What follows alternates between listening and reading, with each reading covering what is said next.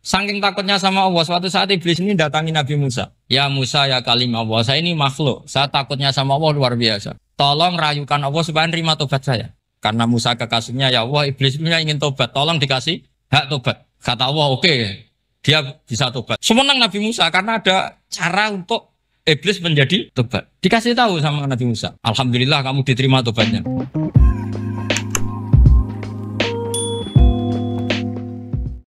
Assalamualaikum warahmatullahi wabarakatuh.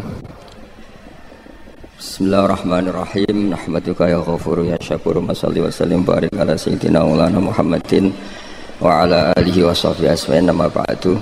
Ketika Rasulullah wafat, itu separuh sahabat hampir mayoritas, ya Rasulullah, kita semua ingin kita dulu yang meninggal karena engkau begitu penting. Maka jangan meninggal dulu, kita yang meninggal. Kalau kita yang meninggal itu gak apa-apa, tapi kalau engkau penting, jangan meninggal.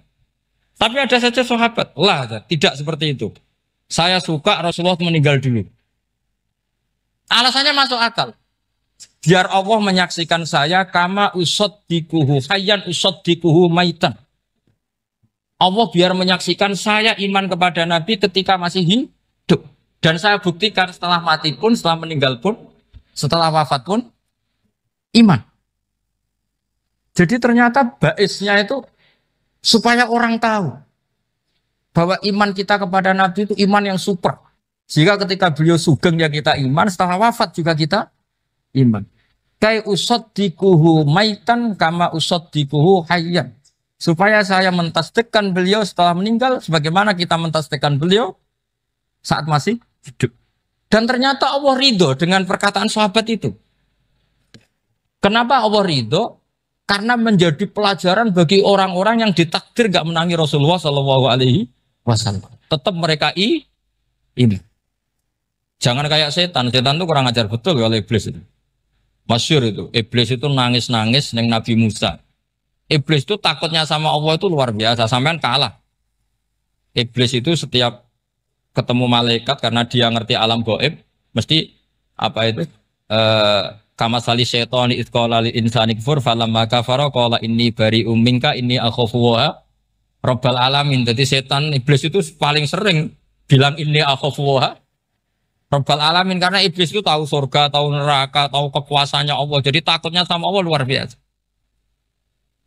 Makanya setiap dia mengajarkan kekafiran, setelah orang itu kafir gimana? Inni bari'um minka inni akhafu wa rabbal alamin.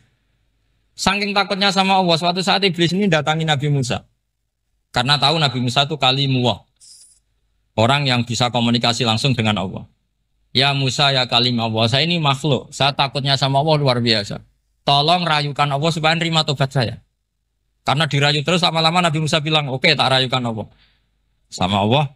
Karena Musa kekasihnya, ya Allah, iblis punya ingin tobat. Tolong dikasih hak tobat. Kata Allah, oke. Dia bisa tobat asal mau sujud di makamnya Nabi Adam, karena kesalahannya dia gak mau sujud sama Nabi. Semenang Nabi Musa karena ada cara untuk iblis menjadi tobat. Dikasih tahu sama Nabi Musa, Alhamdulillah kamu diterima tobatnya.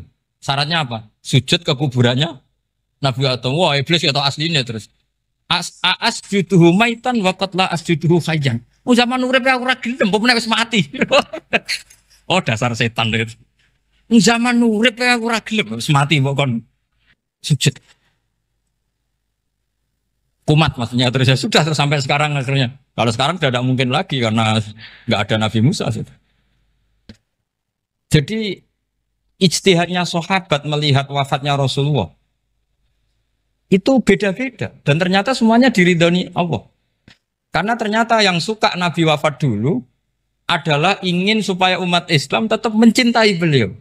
Iman sama beliau, tasdik sama beliau, sebagaimana tasdik zaman sugeng. Makanya kita harus mencintai guru-guru kita. Uhibbuhu maitan kama uhibbuhu hayyan.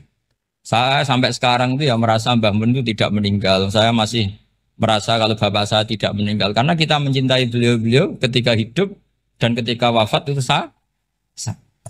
Karena beliau-beliau sama kita juga seperti itu.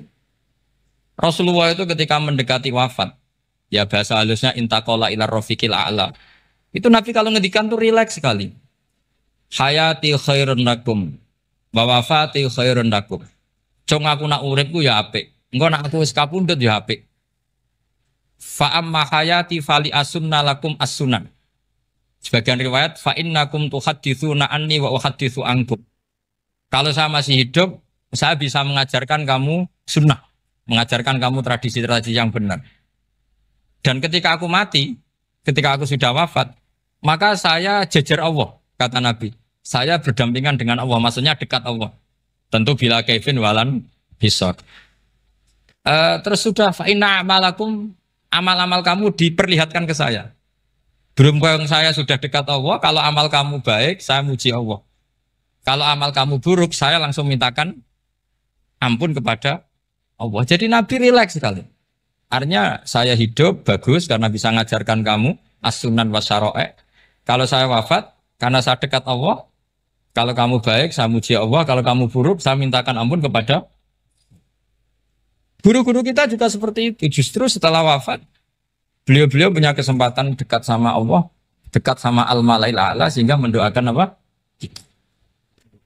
Nah terus kata Sayyid Muhammad, wala taqulu lima yuqtalu fi sabilillahi amwat. Kamu jangan pernah berkeyakinan atau berpendapat atau berkomentar kalau orang-orang yang mati fi sabilillah adalah berstatus apa? Mati, amwat. Kalah. Terus kata Sayyid Muhammad, hadza li amatis syuhada. Ketentuan ini bagi umumnya syuhada. Artinya gini, umumnya syuhada saja tidak berstatus amwat. Apalagi hadza Rasulullah sayyidul syuhada, sayyidul anbiya, sayyidul mursalin, tentu tidak pernah berstatus amwat. Ya saya ulang lagi ya, jadi zaman cara berpikir amatus syuhada, syuhada yang umum saja berstatus hidup, tidak boleh distatuskan amwat. Apalagi Rasulullah itu sayyidus syuhada, sayyidul anbiya, maka status beliau pasti hayyun la yamut, pasti beliau itu hidup tidak. Dan karena beliau itu asfaq, sangat sayang kepada kita, sebagaimana zaman beliau hidup itu sayang kepada kita, sampai nangis-nangis minta hak syafaat, maka setelah meninggalkan pun beliau pasti sayang kita dan pasti berusaha supaya kita diampuni oleh Allah Subhanahu wa ta'ala.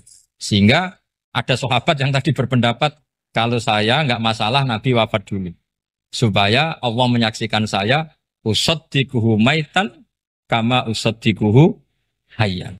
Jadi ini cerita ya, cerita sudut-sudut pandang. Fikih itu penting sekali. Kata Sayyid Ali yang Shahibus Simtud Durar itu, wabihi qiwamus syariah. Yang bisa mengawal syariat itu hanya fikih. Fikih itu ya kalau yang paling gampang untuk kita misalnya punya Fathul Qorib, Fathul Mu'in, Fathul Wahab. Tapi yang faham betul, mesti faham itu ngelotok setengah hafal. Jangan bawa kitabnya tok, sementing sekian semester terus selesai. Itu sama-sama dosa, itu dosanya ya dosa, mahasiswanya juga dosa. Karena sudah terlanjur sarjana agama, ternyata nggak bisa, itu kan mendingan ndak sarjana agama. Itu saya tak cerita sama Kiai Roba, itu ada fatwa kiai, kiai juga wali. Suatu saat ada penyanyi dangdut top terkenal di Indonesia itu nyanyi dangdut ya penyanyi ya dai, entah itu hakikat entah majas tidak tahu. Itu kiai itu fatwanya lucu, kalau kamu datangi dia pas main dangdut masih saya beri izin, tapi kalau datangi dia pas pengajian itu tak larang kan santrinya jadi eskal, ini pas pengajian dilarang, pas dangdutan kok malah dapat izin. Tapi bukan berarti halal ya, dapat izin. Dapat izin kan potensinya bisa karena dilarang lah ya tetap belerot. Terus suatu saat si santri ini setengah wali, tidak wali tapi setengah. Ya. Lama-lama itu memahami gurunya. Memahami gurunya ternyata sirinya begini. Kalau seorang penyanyi yang tidak pernah ngaji, kemudian ngomong agama, itu potensinya itu fadallu wa adallu, sesat dan menyesatkan. Tapi kalau dia sedang nyanyi dangdut, penyanyinya cowok, sama jangan bayangkan dangdut putri, enggak itu cowok sudah tua lagi. Jadi potensi halalnya ada lah maksudnya untuk, tapi tidak alat musiknya orangnya. Tapi kalau dia nyanyi itu paling dosanya hanya nyanyi. Saya ulang lagi ya. murid tadi akhirnya paham kalau datangi pengajian itu artinya ikrar kalau dia seorang dai atau seorang yang layak ngomong apa? Agama. Itu lebih bahaya karena kita santri, apalagi kita doktor atau MM, terus ngekrori orang yang nggak jelas asal usulnya. Tapi kalau nyanyi kan nyanyi saja. Sehingga itu menjadi fikih. Bahaya terbesar dalam fikih adalah apa? Mengkaji fikih tidak dari ahlinya. Ya seorang lagi ya, mengkaji fikih tidak dari apa? Ahli. Nah kenapa demikian? Begini, saya beri contoh. Ilmu fikih itu tentu pertama dari Rasulullah SAW. Kemudian bersanad sampai kita atau kita sampai Rasulullah. Itu ngalami sekian ijtihad yang tidak mudah. Saya beri sekian contoh.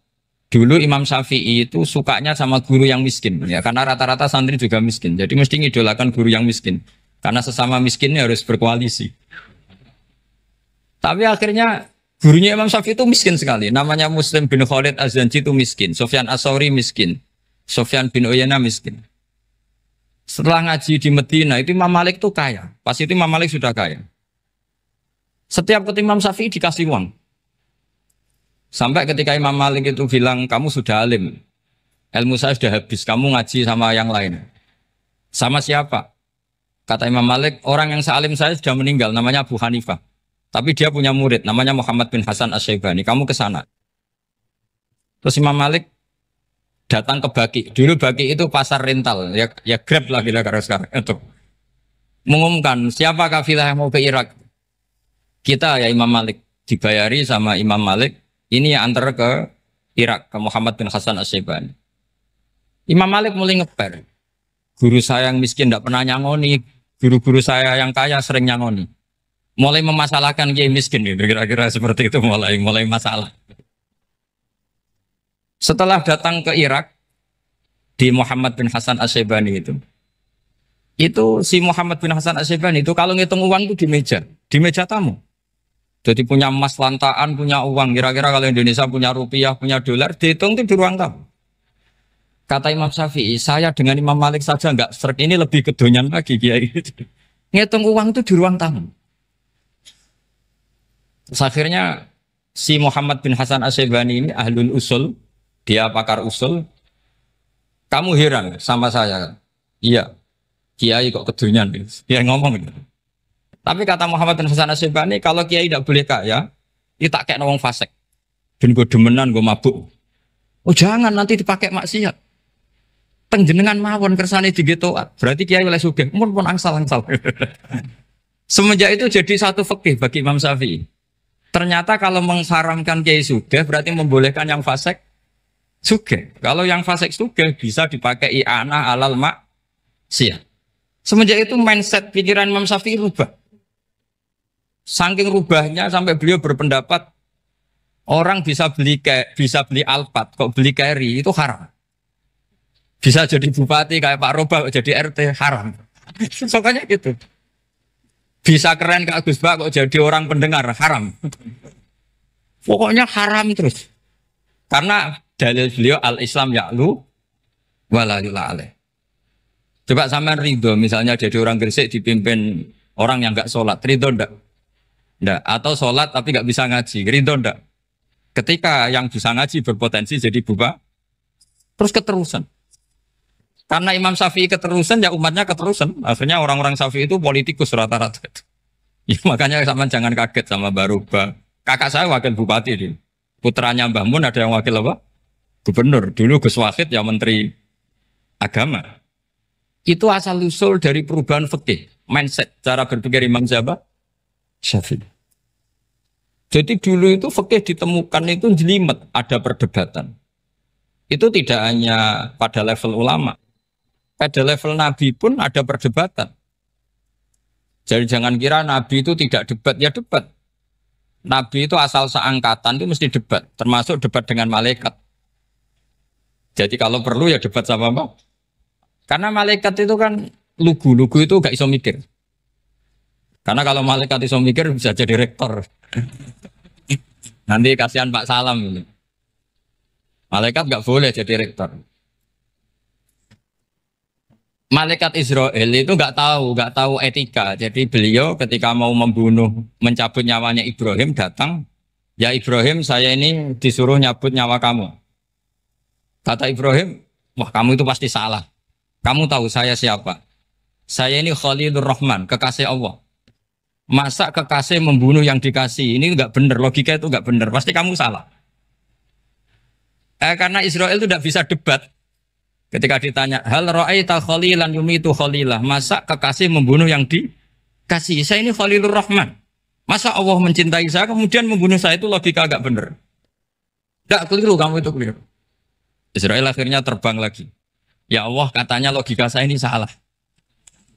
Karena masa kekasih membunuh yang dikasih.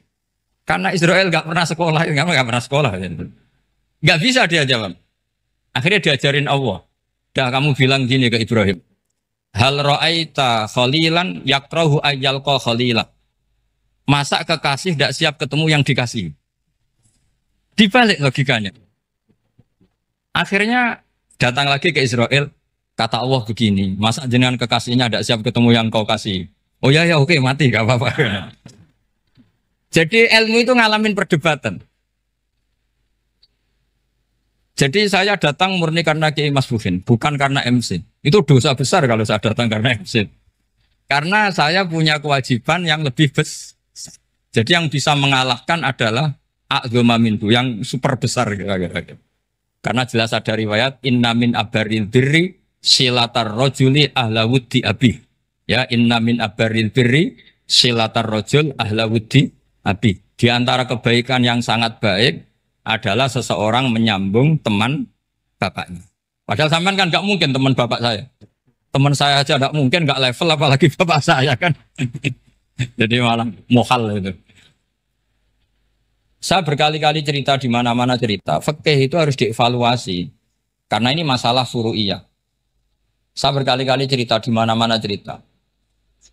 Hukum berteman orang fasik gimana? Pasti orang jawab haram karena takut ketularan orang fasik. Tapi kalau dibalik, hukumnya bina orang fasik gimana? Ya baik, umatnya Nabi. Bisa bina kalau berteman. Kamu bisa bina orang fasik tanpa berteman? Gak bisa. Jadi kalau dibalik, hukum berteman orang fasik gimana? Haram. Hukumnya bina orang fasik? Baik. Bisa bina kalau berteman. Berarti berteman orang fasik? Ya terus nanti pada level lapangan sih gampang. Kalau yang soleh membina yang fasik dan yang fasik ketularan yang soleh, maka ternyata kalau yang soleh ketularan fasik ya berarti ternyata buruk. Tapi kan hukum masa nunggu kenyataan kan, jadi nggak hukum. Di mana-mana hukum itu kan ada asumsi karena ini masalah ijtihad. Nah itu yang dilakukan para ulama kita. Jadi sampean harus mengkaji fikih secara detail karena tidak hanya kita yang khilaf. Nabi-nabi juga khilaf dalam menentukan dakwah ilallah. Wali-wali kita kayak Abdul Hasan Asyadili sama Sayyid Abdul Al-Haddad itu juga. Imam Ghazali ya khilaf. Imam Suyuti itu kalau ketemu Al-Qastolani itu saling tidak nanya, saking nggak cocoknya. Masyhur itu. Jadi ulama ora cocok. Bedanya nak saiki perkara partai. Kalau orang dulu enggak. Karena pakai asumsi. Pakai asumsi karena memang susah. Nggak misalnya memang tak bedai, tak beri yang nggak misalnya ada orang rukuk kemudian kentut, itu sholatnya batal apa enggak? Enggak, jawab saja. Enggak, orang sholat kemudian pas rukuk kentut atau kelihatan auratnya, sholatnya batal apa enggak? Batal. Itu keliru nih sampean, itu salah dosennya mesti itu. Pertanyaannya gini, yang dikatakan sholat itu kan aqwalun wa af'alun muftatahatun bitakbir muftatamatun bitaslim. Lalu ketika sampai rukuk apa sudah namanya sholat jika kamu katakan batal? Namanya sholat aja belum kok sudah kamu katakan batal gitu.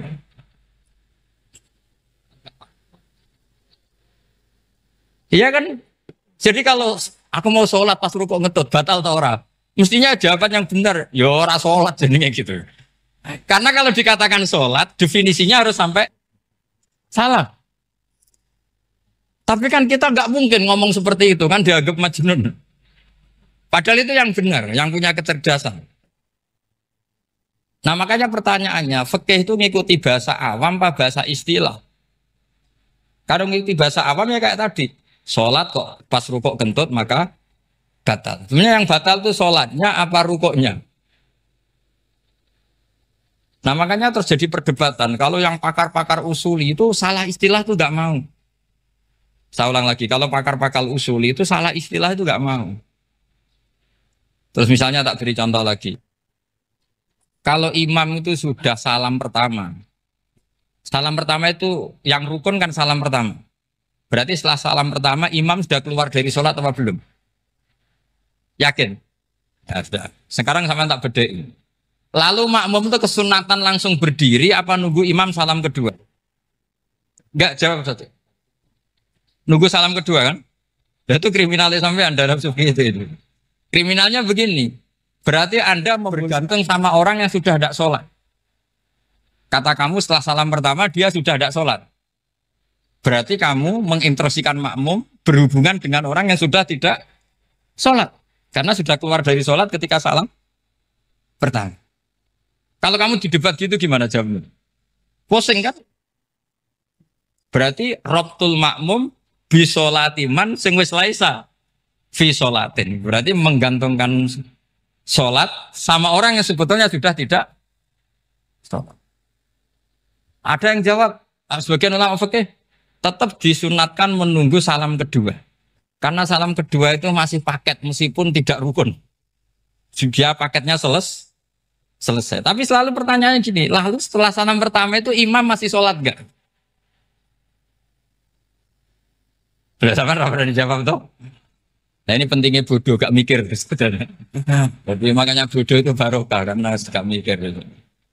Jadi soalnya Rabbana ma khalaqta hadza apa? Batila. Sing bodoh ya barokah, sing pinter ya barokah. Sera barokah maksiat. Serana barokah plus. Jadi ilmu itu harus mengalami satu gesekan karena logika itu bisa dibalik. Nah karena ilmu itu mengalami satu gesekan, satu logika yang bisa kayak iya kayak enggak. Sehingga jargon di dunia ijtihad itu begini. Ra'yuna shawabun yahtamilul khata' wa ra'yuka khata'un yahtamilus shawab.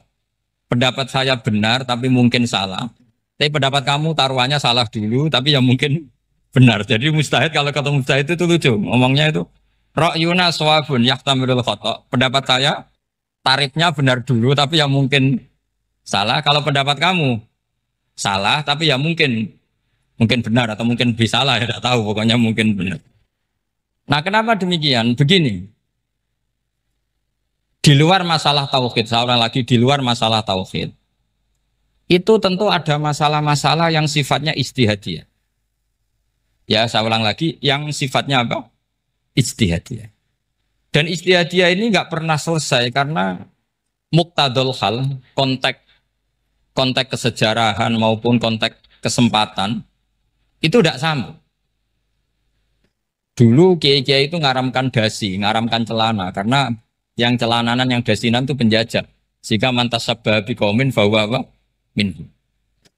Tapi lama-lama kiai-kiai itu ya pakai dasi, pakai celana. Ya karena dianggap sudah tidak mantas sabah apa? Biqaumin bahwa apa? Minhu. Ini ngalami pergeseran. Semua istihad itu ngalami pergeseran. Lalu pertanyaannya begini, lalu istihad apa Gus yang permanen? Yang permanen ya istihad dengan alatut istilah apa? Istihad. Saya beri contoh misalnya begini. Nabi Musa itu yang ngalami istihad. Kata beliau karena kangen Allah, itu ingin melihat Allah karena kangen. Rabbi arini angzur ilai. Qala lan tarani walakin ingzur ilal jabal. Ya sudah namanya orang kangen ya ingin melihat. Ya sudah gitu aja. Sehingga ahli ilmu kalam itu berdebat. Kalau kata ahli sunnah, karena Nabi Musa minta ingin melihat Allah, berarti melihat Allah itu jaiz, mungkin. Karena Nabi gak boleh bodoh meminta sesuatu yang mau hal. Maka antipatinya ahli sunnah terhadap pendapat Mu'tazilah itu antipati. Karena menurut pendapat Mu'tazilah, Allah itu qadim, Allah itu laisa kamislihi syai'un, sehingga gak bisa dilihat. Pertanyaannya adalah berarti Nabi Musa meminta sesuatu yang mohal. Itu bodoh sekali sampai nggak tahu mana mohal, mana apa? Jaiz. Makanya kata Imam Ghazali, masa Nabi Musa yang Nabi nggak tahu kalau melihat Allah itu mohal. Sampai minta berarti nganggap itu jaiz atau boleh. Itu cara pandang orang-orang ahli sunnah apa? Wal jannah. Tapi tetap saja sebagian ulama itu ya balelo, yang kayak Mu'tazilah itu ya balelo. Cara berpikir pokoknya itu karena kangen, bukan karena mungkin atau tidak mungkin. Jadi nggak mungkinnya tetap tidak mungkin. Terus mereka dalil la tudrikul absar wa huwa yudrikul absar. Nah, sudut pandang ini akan terus. Ada seorang wali ditanya, kalau kamu di surga ingin melihat Allah apa enggak? Jawabnya enggak. Kenapa ya? Kasihan Allah. Terus kenapa, Jen? Unazzihu dzalikal jamala an-nadhari misli. Saya tidak ridho Allah yang hebat, yang keren, kemudian sing delok di rumah aku wong resik. Koyok gak ngergani pangeran. Seben sing delok Allah ben golongane Nabi Muhammad, Nabi Ibrahim, kowe ora usah ngilangi keren. Maksudnya itu. Jadi ada ulama itu jadi wali kalau sholat itu karena di soft belakang. Tapi jangan ditiru. Itu kan nggak lazim ya. Lazimnya kan afdhalus sufuf as-saful awal. Ketika ditanya, kenapa kamu kalau sholat di belakang? Cek GR koyok wani suwan pangeran gak ngarep. Aku sungkan dadi kok gulit. Kalau sampean kan karena males, bukan karena sungkan. Jadi itu artinya rasa ya. Makanya nggak bisa, nggak ada istihad itu tidak mungkin karena perasaannya orang itu beda-beda. Itu Sayyid Abdul Al-Haddad itu kalau ngendikan masyhur. Man da'a li dzalimin bil baqa faqad ahabba yusawwa fi ardi. Orang yang mendoakan orang fasik masih hidup, gak mati-mati, itu berarti suka kalau Allah dimaksiati di buminya. Wong fasik kelakuannya rak maksiat. Nah mbok dongakno mari, itu berarti kamu ingin Allah didurakani terus menerus karena si fasik masih hidup. Tapi kalau Abu Hasan As-Sadili cara ngendikan gini, kalimatnya persis. Man ahabba alla yusawwahu fi ardi faqad ahabba alla tadhara maghfiratuh. Orang yang ingin dunia ini steril gak ada maksiat, maka sama saja berkeinginan tidak melihat luasnya maghfirahnya Allah. Sama-sama wali besar. Tapi cara pandang hubungannya dengan Allah seperti itu. Jadi mau tidak mau, istihad itu mau tidak mau. Makanya tidak usah dipertentangkan misalnya cara berpakaian, cara apa. Yang penting sesuai aturan Islam ya sudah. Karena ini urusan rasa. Urusan apa? Rasa. Itu Syekh Hasan Basri itu sering jagongan sama Robiah Hadawiyah. Itu secara fikih salah. Tapi pas itu ulama fikih ditanya, kenapa Anda tidak komentar terhadap dua wali besar yang sering ketemu? Andai kan semua santri seperti itu akan saya halalkan, karena nggak mungkin punya nafsu. Sehingga fikih dulu memang masih asli. Kamu lihat di takrib misalnya, lelaki melihat perempuan itu nggak boleh kecuali sekian alasan. Termasuk boleh itu litaklim karena mengajar atau lil muamalah. Lah ini yang mulai masalah. Ada warung kopi, penjaganya cantik. Santri-santri ngopi. Ini lil muamalah katanya. kan kasus ini. Mau disalahkan tuh ada takbirnya. Mau dibenarkan ini jelas fasik kan, jelas fasik. Jelas fasik. Maksudnya sudah fasik sebelum itu ditambah itu, jadi fasiknya permanen. Nah pertanyaannya adalah, kalau kamu ngajar mbak-mbak, kemudian hafal yang cantik yang enggak, itu taklim lin nazar apa nazar li taklim? Itu taklim apa modus? Makanya kalau ngopi cari bakul yang cantik, itu muamalah untuk nazar apa nazar untuk muamalah? Loh kalau saya ngopi dengan kirobah pasti halal. Karena begini, berjalan saja, bareng capek, nggak tahu itu warungnya siapa, terus berhenti ngopi. Kebetulan bakulnya cantik. Nah itu mungkin halal, karena kan saya tidak milih-milih.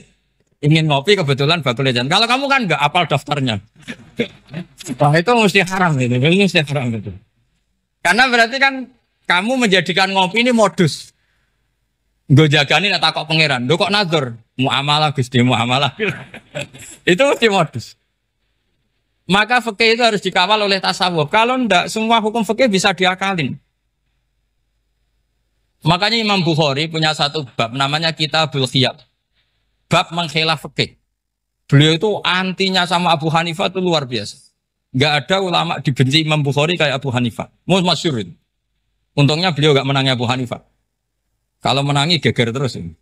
Bisa bahsul masail terus. Itu Abu Hanifah itu ulama yang suka khilaf. Khilaf itu merekayasa hukum. Misalnya begini. Saya ini puasa agak lemes. Ujian agak lemes, apalagi kiai serapati di duit santri beling-beling lemes ini. Apa mangan ini kan, poso-poso kok mangan kan gak keren. Supaya saya bisa makan dan halal, saya bisa ngajak kiai Robai ya jalan-jalan, jalan-jalan nyari yang jarak 2 marhalah, ya sudah, terus bisa makan. Kalau ditanya Allah kok makan musafir.